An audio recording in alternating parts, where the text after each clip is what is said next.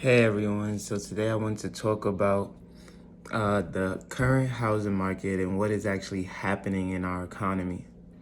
So, if you've been following me for the last couple of months, I've been talking about how housing prices have been dropping ever so slightly, but not enough to where people are going to say, you know what, let me bite the needle, let me buy now.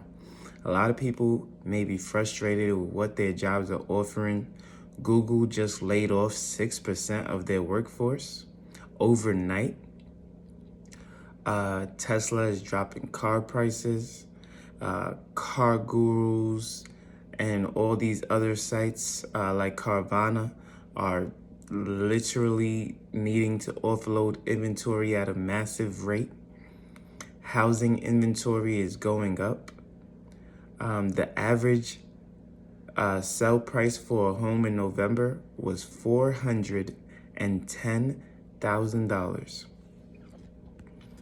Now, today, currently, as I'm making this video, housing prices have gone down only $5,000 to $405,000. What does that mean? That from November to now, it's been a little over 3 months, and housing prices have only went down $5,000. If the same is to be made true for the next 12 months or so, you would see a $20,000 drop in prices, which would put us at roughly $385,000 for a home in America today. With a $20,000 drop, it's safe to say those who put 5% or less down on their home would be at no equity or negative equity, which means they're less likely to sell that home. They're less likely to even list the home. They're less likely to do anything with the home. In fact, they're more likely to foreclose on the home than continue paying it, because no one really wants their home to be worth 0% in equity after they have acquired it, unless they have gotten a VA loan.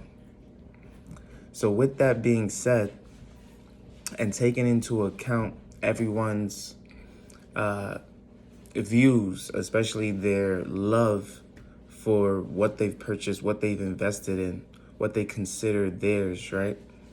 It is easy to understand why someone might want to hold on to that equity. So moving forward, interest rates have also dropped down from their high in November, which was 7.1%. It is now as low as 6.1%. However, people are still out of the market. They are not consuming as they were in previous years. That just says that there is more tightening in the market, although rates have gone down about 1 point. And there's less activity because of the tightening, because of the feel for the environment in which they're in. And we see that those who thought their jobs may have been secure, they're now seeing that it is not as secure as it once was. So because of that, you'll see more productivity-based jobs being offered, more jobs that is based on performance rather than anything else. On top of that, you're going to see less work from home and more in office, which is going to contribute to a little bit more pain because of the inflated gas prices that we're now running into. That for whatever reason, the media used to love talking about inflated gas prices and now are no longer talking about it whatsoever.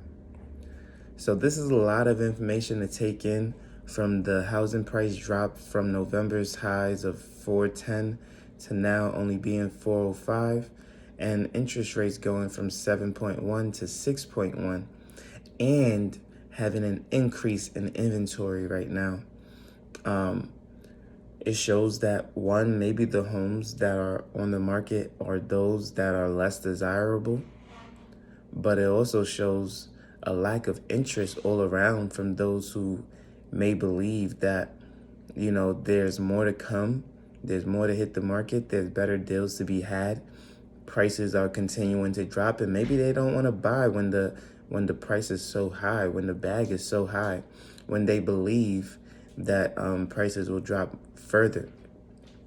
And the consensus is more than 50% of Americans today do believe that the housing market will drop a little bit more than it has in the last 3 months.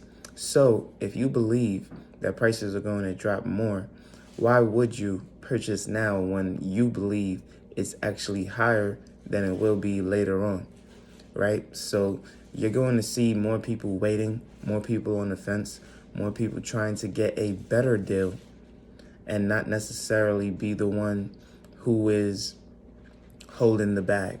You saw when rates were at 3%, how everyone was flocking to the market because they believed that that was the best time to buy. They believed that there was no better time. And they may have very well been right.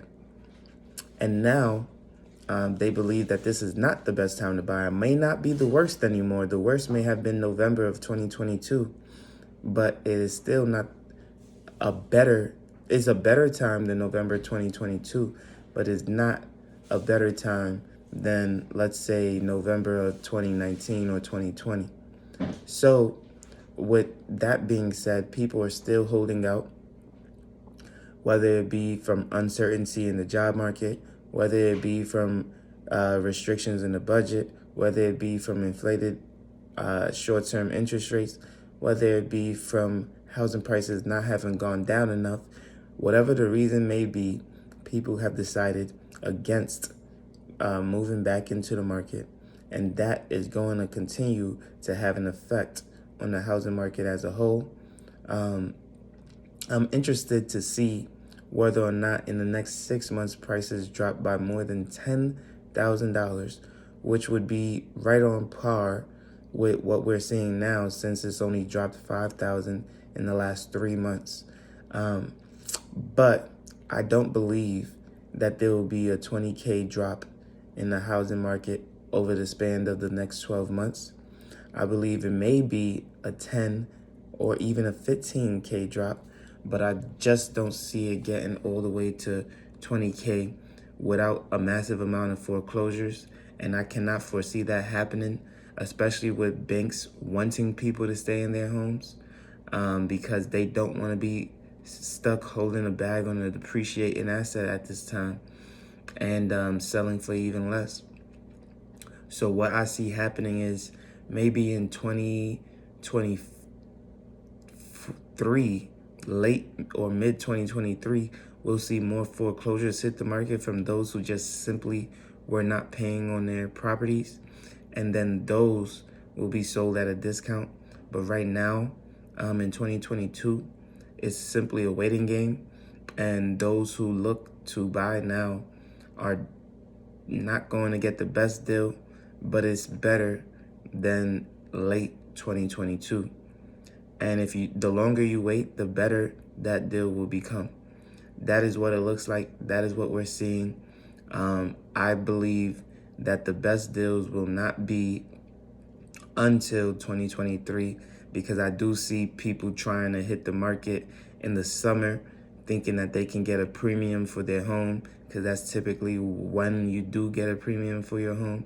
So I do see people trying to combat what's really happening in the market with the seasonality and things like that, and assuming that that will go their way.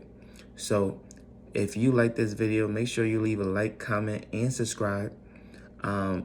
Keep tuning in. You know I post every single day at 8 a.m. daily, and I can't wait to see you on the next one. Peace.